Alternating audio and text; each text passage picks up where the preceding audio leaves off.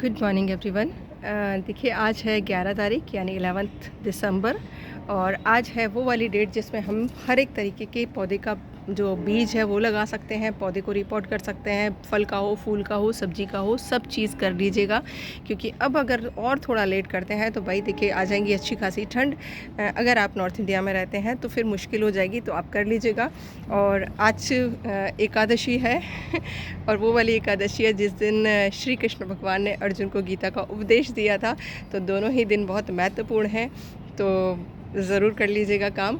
एक टिप और देना चाहूँगी, कई लोगों की क्वेरीज़ हैं कि मैम हमारी जो मिट्टी है उसमें अर्थवॉर्म नहीं है, यानी केचुए नहीं है। तो देखिए मेरी मिट्टी में तो इतना केचुआ है। शुरुआत में तो देखिए मैं पार्क से ढूंढ कर लेकर आती थी और मिट्टी में डालती थी, लेकिन जब से डिकम्पोज़र यूज़ किया उसके बाद तो बहुत आ गए थे। और एक और सीक्रेट आप लोगों के साथ शेयर करूँगी नेक्स्ट वीडियो में कि हमें उसकी भी ज़रूरत नहीं पड़ेगी अगर हम कुछ चीज़ों को मैनेज कर लेते हैं। तो अगर आप वर्मी कंपोस्ट यूज़ करते हैं ना, तो थोड़ा कोशिश करिए फ्रेश वर्मी कंपोस्ट। तो उसमें क्या होता है, एग्स आ जाते हैं जो अर्थवॉर्म होते हैं यानी केचुए होते हैं उनके, और आपकी मिट्टी में आकर वो मल्टीप्लाई हो जाएंगे अगर आप केमिकल नहीं डाल रहे हैं। तो बहुत सारे लोग हैं जो कि ऑर्गेनिक तरीके से गार्डनिंग तो कर रहे हैं, लेकिन वो साफ़ के रूप में फंजीसाइड डाल रहे हैं। तो साफ़ देखिए केमिकल है, आप पढ़ के देख लीजिएगा उस पर जो भी कंपोनेंट्स लिखे रहते हैं। मैं तो ज़्यादा जानती ही नहीं हूँ उसके बारे में, क्योंकि मैंने कभी लाइफ में ख़रीदा नहीं वो।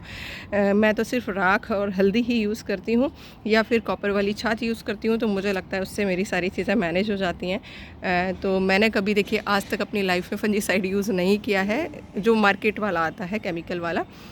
और मैं रिकमेंड भी नहीं करती हूँ अपने, एटलीस्ट अपने साथ जो जुड़े हुए लोग हैं, कि आप उसको डालिए। क्योंकि आप अगर कोई भी केमिकल वाली चीज़ डाल रहे हैं तो चाहे साफ़ ही क्यों ना हो, तो देखिए उसको नहीं पता है कि अच्छी फंगस को मारना है या ख़राब फंगस को मारना है। वो अच्छी वाली फंगस को भी मार देगा, और आपको पता है फंगस भी अच्छी होती है, कुछ ख़राब भी होती है। ऐसा नहीं है, पौधे जब मर जाते हैं जो दिखाई नहीं देते हैं, पता नहीं चलता, वो फंगस से ही मरते हैं। लेकिन हमें अच्छी फंगस को बचा कर रखना है। तो आप जो मैं बताती हूँ, राख यूज़ करिए, मिट्टी में मिलाइए, हल्दी मिलाइए, या फिर वो कॉपर वाली जो छाछ है उसको भी बहुत सारे पानी में डाइल्यूट करके आप सभी पौधों में डाल सकते हैं। अडेनियम और देखिए सकुलेंट्स का मुझे नहीं है एक्सपीरियंस, मैंने कभी नहीं डाला, क्योंकि अडेनियम के लिए भी बहुत सारे लोग हैं जो बिना साफ़ के बात ही नहीं करते हैं। मैंने आज तक में 2 साल का एक्सपीरियंस हो गया है, मेरे पास अडेनियम बहुत सारे हैं जो कि सैपलिंग तैयार किए हैं मैंने सीड से, और मैंने इनमें भी एक भी बूंद साफ़ नहीं डाला है। और देखिए सैपलिंग कितनी हेल्दी रहती हैं।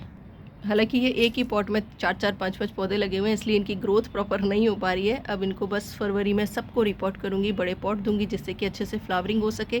कोशिश कर रहे हैं छोटे छोटे पॉट में ही फूल देने की, लेकिन हाँ उतने नहीं आ रहे हैं क्योंकि स्पेस नहीं है। तो मैं आपको पर्सनली रिकमेंड नहीं करूँगी किसी को भी कि आप साफ़ डालिए, चाहे आप सब्जी लगा रहे हैं, चाहे आप ऑर्नामेंटल प्लांट्स लगा रहे हैं, ज़रूरत ही नहीं है उसकी। और हाँ, एक और चीज़ बोलना चाहूँगी, अभी अडेनियम चूँकि रिपोर्टिंग करेंगे सब लोग फरवरी में, जिन्होंने उगाए हैं बीज से, तो ना आपको साफ़ की ज़रूरत है, ना आपको परलाइट की ज़रूरत है, ना ही आपको सिंडर की ज़रूरत है। सिर्फ आपको एक तो देखिए नदी का रेत चाहिएगा, जिसे हम लोग तो बजरी ही बोलते हैं, थोड़ा सा मोटा चूरा ले लीजिएगा, और थोड़ी सी गार्डन सॉइल, और पत्तियों की खाद बना लीजिए। 2 महीने हैं आपके पास में, पत्तियों की खाद बेस्ट खाद है अडेनियम के लिए, और नीम कली। इसके अलावा आपको कोई चीज़ की ज़रूरत नहीं है। यकीन मानिए आपके पौधों की शानदार ग्रोथ में होते हुए दिखा दूंगी अगर आप वो चीज़ें फॉलो करते हैं। तो ना आपको परलाइट चाहिए, ना आपको सिंडर चाहिए, ना ही साफ़ चाहिए, ना ही XYZ जो भी चीज़ें बोलते हैं चाहिए। विदाउट उसके भी आप गार्डनिंग कर सकते हैं। तो केचुए के लिए तो जैसे बोला, अगर आप नेचुरल तरीके से कर रहे हैं तो केचुए अपने आप ही आ जाने हैं, और नहीं तो आप फ्रेश वर्मी कंपोस्ट यूज़ कर लीजिए जिससे कि उसमें एग्स आ जाएं आपकी मिट्टी में, वो अपने आप ही मल्टीप्लाई होने शुरू हो जाएंगे। नेक्स्ट क्वेरी थी मैम, एक साथ बहुत सारे मैरीगोल्ड या जाफरी के पौधे उगाए हैं तो उनको अलग अलग करना है। तो यस, एक साथ लगे रहेंगे तो देखिए फूल का साइज़ छोटा आएगा। अब जैसे देखिए इसके अंदर आप देख रहे होंगे सिर्फ 4 पौधे रह गए हैं, बाकी मैंने सारे निकाल कर अलग अलग जगह लगा दिए हैं। अब मैं क्या करूँगी, इसके अंदर सिर्फ एक पौधा छोड़ूंगी, बाकी 3 भी आज हटा दूँगी, और उसको देखिए ऊपर से, जब चूँकि 4 पत्तियाँ आ चुकी हैं, मैं ऊपर से कर दूँगी पिंच। उससे होगा क्या, नीचे जो 4 पत्तियाँ हैं ना, वहाँ से नई ब्रांचेस निकलेंगी और ये पौधा यहीं पर बुशी हो जाएगा, और एक ही पॉट में बहुत सारे फूल आएंगे, जैसे कि मैं और पौधों को दिखाती हूँ।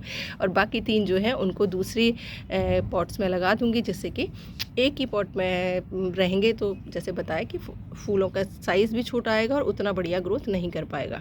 और टिप याद रखिएगा, सीड्स बना लीजिएगा और मल्टीप्लाई करते रहिएगा। कटिंग भी लगाते रह सकते हैं आप, अगर मार्केट से ला रहे हैं तो आपके यहाँ ये पौधा कभी नहीं जाएगा। और ये देखिए मेरे यहाँ ये ऑफिस टाइम जिसे हम बोलते हैं, देखिए अभी भी कितनी सारी कलियाँ बन रही हैं, रेगुलर खिल रहा है। ये होता है नेचुरल तरीके से जब हम गार्डनिंग करते हैं तो पौधा काफ़ी टाइम तक बहुत अच्छे से ग्रोथ करता रहता है। तो आप लोगों से रिक्वेस्ट करना चाहूँगी, किचन वेस्ट मैनेज करना शुरू करिए, पत्तियों की खाद बनाइए, क्योंकि पत्तियों की खाद और किचन वेस्ट को अगर आप मैनेज कर लेते हैं ना तो आपका 90% खर्चा जो है गार्डनिंग का कम हो जाता है। और ऐसे ऐसे मिरेकल्स होंगे आप जो भी बीज डालोगे ना कंपोस्ट बिन में, वो निकल के पौधों के रूप में आपके गार्डन को भर देगा।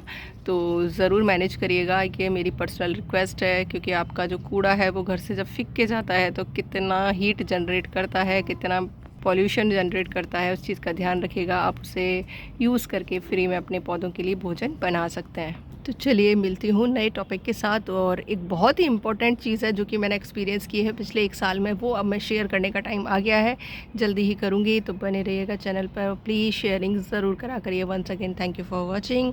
सब्सक्राइब नहीं किया है तो कर लीजिएगा।